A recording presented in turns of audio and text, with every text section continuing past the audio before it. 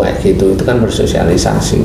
Ustaz, kalau ada anak kecil Ustaz, dia sakitnya muntaber Ustaz, sampai dehidrasi, dirawat, diinfus, kasih cairan, itu apakah orang tuanya juga Ustaz? Insya Allah kalau anak dibawa sebelum akhir balik, insya Allah dari orang tua. Kalau ada muntah sama berak, berarti ini salah satu orang tuanya ini kalau dikasih masukan ini nggak cuma menolak, malah marah.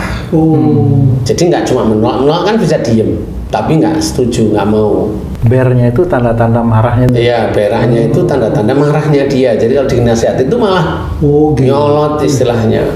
Kalau diberi masukan itu nyolot. Apa ya namanya nyolot ya? Ya nyolot aja. Ya emosi ya, malah tambah dia yang marah gitu loh.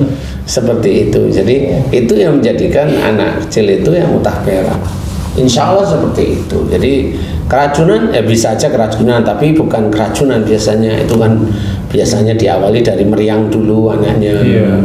Makanan kan dari makanan yang normal-normal aja kan gitu ya.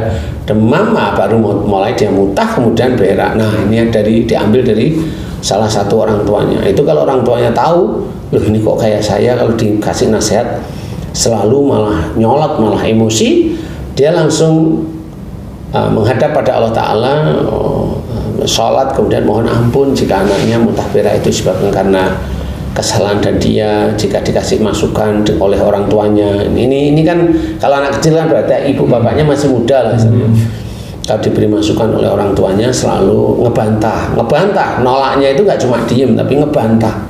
Nolak diem aja bisa muntah, ngebantah terus kemudian malah tambah marah, emosi. Nah kalau itu langsung orang tuanya paham, ngerti, mohon ampun terus kemudian dia minta maaf sama orang tuanya, sering dia gituin, anaknya insya Allah besok sudah tidak kumat lagi insya Allah. Dan itu sudah sangat banyak yang dilakukan oleh jamaah-jamaah kita itu dari begitulah caranya, walaupun tanpa obat, insya Allah asal paham, oh ini kesalahan saya. Biasanya saya kalau diberi masukan itu ngebantah, tambah emosi atau marah, itu langsung mohon ampun kepada Allah Ta'ala.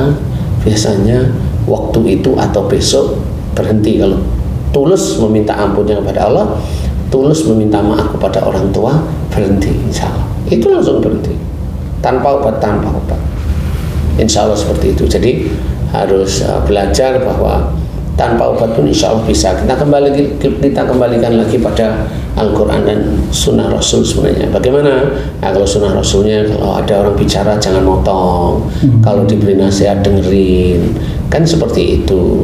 Kalau bicara yang manfaat, kalau tidak manfaat diam, kan seperti itu. Jadi kalau kita senantiasa berlatih seperti itu ya, anak-anak kita insya Allah jarang sakit, jarang muntah, jarang yang aneh-aneh seperti itu. Nah Ustadz, kalau orang dewasa nih Ustadz,